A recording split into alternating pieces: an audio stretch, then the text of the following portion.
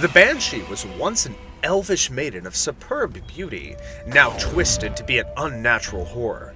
Many of you recognize this loud lady in all sorts of media, from movies to books. The Banshee is famous for one thing: its horrible wail. Using this unique scream that rips a person's very soul apart, it kills anyone who hears its horrible noise. But even for the 5th edition junkies, who are familiar with the Banshee and its stat block, need not worry. For this video series aims to keep things fresh and interesting by really looking past the stats and descriptions of traditional 5th edition monsters and exploring provoking new strategies and changes to keep your players excited for the next combat, even with the most simple of monsters. So grab yourself a notepad and maybe some earplugs, because today I'ma teach you how to Banshee. Alrighty, first and foremost, let's cover the Banshee's best and more traditional strategies and build from there.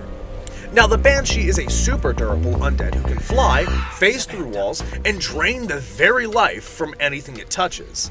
And of course, the horrible wail being able to knock any player from full HP to no HP in a single failed saving throw is the main gimmick of this monster.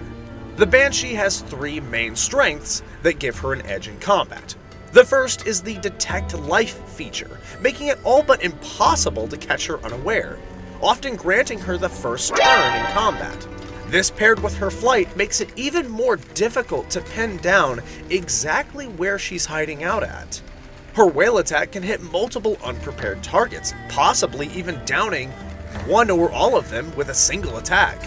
This can easily swing the fight in her favor extremely early, making it difficult or nearly impossible to beat her if she knocks out the squishies or the healers immediately.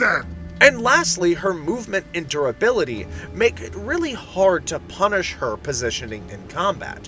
She's freely able to take opportunity attacks or phase through cover to make her insanely hard to pin down. Game Masters need to focus and double down on those features to keep the Banshee at the top of her game. Some easy hotfixes for the Banshee's pretty awful lack of attacking options is striking a player from below. You grab ankles or arms through the very walls or floors themselves. Trade a few points of HP every turn by ending inside of an object for a surprise attack of sorts on frail squishies who don't expect it. Use your advanced movement and thirst for blood to avoid durable tanks and kill the easiest of members first. And yes, I actually said kill, and I mean it too. The Banshee isn't a fair or normal monster. It will almost always take the killing blow when given the opportunity. Which is part of the reason why the second focus you should do is to make the fear as real as possible for the Banshee. Her horrifying visage ability is literally able to invoke fear within the party. Her thirst for killing makes her more dangerous than a creature who only wants a warm meal, or an undead who simply needs to defend a location. The Banshee may not be able to leave the lair, but her wrath and overall personality makes trespassing a very lethal mistake. Game Masters should focus on the terrain itself to invoke a chill within the players before the combat begins. Stress the lack of plant life, the way the land itself is withering before her life-draining abilities. The way that there is a lack of light and passion in the area, lifeless bodies of unfortunate people who underestimated her powers. Make the party second guess every eerie wind that blows in, every wall that could be hiding her, and keep them walking on eggshells for as long as possible. This isn't specifically a combat tactic, it's more of a psychological pressure to keep the players unable to guess when your first attack will be.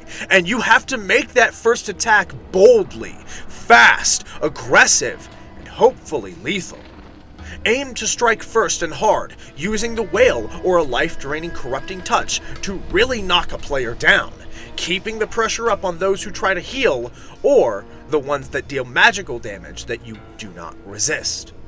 Now that you have the basics of the Banshee, next up is the complex changes I will suggest. Feel free to steal them, edit them, or scorn them. Whatever you feel is right in the situation. My goal here is to simply get you brainstorming for your next combat encounter. and to give the Banshee a new light in which it can really shine. First of all, the Banshee's stats describe a terrifying and fast creature with above average intelligence. Use her intelligence and charisma to really put pressure on the party to run early.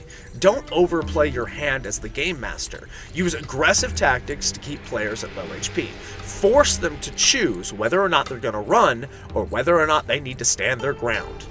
I would personally add that her Draining Touch would give her a small amount of temporary HP every time she lands it. It isn't only on theme, but it really plays into her durability being supernatural, and it allows this ability to literally steal the life from a target with a physical representation of that.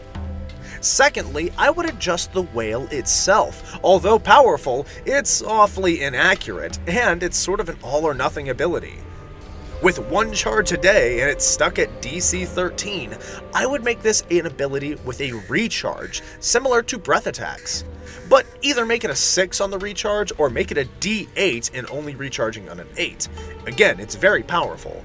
If this is the case though that you want to change the whale in this way, I would keep the Banshee inside of combat the entire time. No hit and run strategies, as it's kind of cringe to whale, go into a wall, wait how many turns it takes to recharge it, and then whale again, and then whale again. You know what I'm saying? Kinda dumb.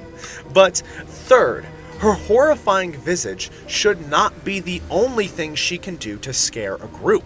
Give her lair actions if you feel really creative, giving the targets that do fear her even more to worry about. Maybe make the lair echo her wail and deal psychic damage to the party the turn after the Banshee uses it. Make the lair cramped and uncomfortable. Have the Banshee's draining aura begin to sap their strength, literally stealing their life force from them. The lair of the Banshee is significant to the monster's identity. It should not be just an important story beat that you mention once and leave alone. It is a place where the monster is the most dangerous and the most vulnerable. Fourth and finally, the Banshee has an interesting list of resistances and immunities. 11 in total, but this actually kind of works against it in the long run. To be frank, the reason you want to be highly aggressive and down player characters fast is her lack of damage. Once you wail and start grabbing people, the party will easily earn ground in terms of damage round by round, even through your resistances. Not to mention, they can heal or outright avoid the damage once they have their bearings inside of combat. To help with this, I would recommend looking into other undead who can be there with the Banshee, some backup. Maybe ghosts or zombies who feed off the negative energy from the Banshee, or its victims. Use this idea of pairing the Banshee with other monsters who don't mind a roommate with a bit of a noise problem. But regardless of the Banshee being an angry elvish woman, we can all agree reminds us of a toxic ex. I mean, seriously, it drains the life from everything close by, it's loud as hell, hates fun, and honestly, you can't really get more on the nose than that. I mean, I think this monster is a heck of a lot of fun for CR4, and let me know what you think when running the Banshee yourself, or how you've managed to run it in the past. Either way, if you like this video series, or just want to support me, go ahead and leave a like, a sub, or a comment, and I'll catch you on the next one. See ya!